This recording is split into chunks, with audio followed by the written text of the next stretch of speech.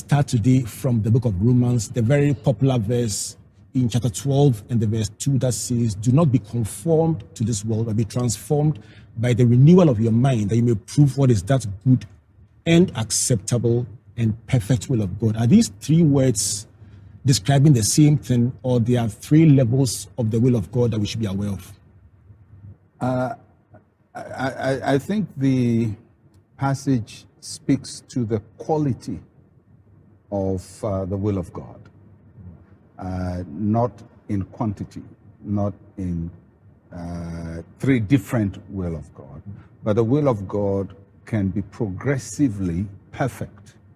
And sometimes it's possible for people to walk in the will of God, but not exactly in the perfect place that God wants them to be. A good example will be when Israel wanted a king. The perfect will of God was that he would be their king, and there would be a theocracy with a priest as the head of the nation.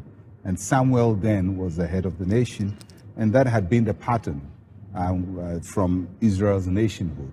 It's either a prophet or a priest leading it. But then they wanted a more political leadership like the other nations around them, and God gave it to them, but also told them, yes, I will give you a king, but if you really want what is the most perfect situation, you don't have to have a king, you work with a priest.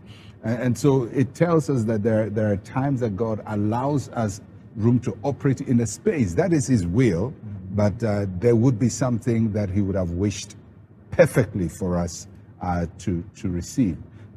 God always works with human will. He cannot violate human will. He works with human will. And so he creates space for us to still use our will and obey him, and sometimes not in the most exact situation. So is it almost like an ascending order, with good being the lowest, then you climb to acceptable and then perfect? I don't like to see it in that hierarchical order. It just says that the will of God is one continuum. I don't want it to be like steps. Step 1, step 2, step 3, but to see it more like a continuum, a line of the will of God. And you can be at a point in the will of God that is not exactly the perfect place he wants you to be, but it's still in the will of God. Thank you very much.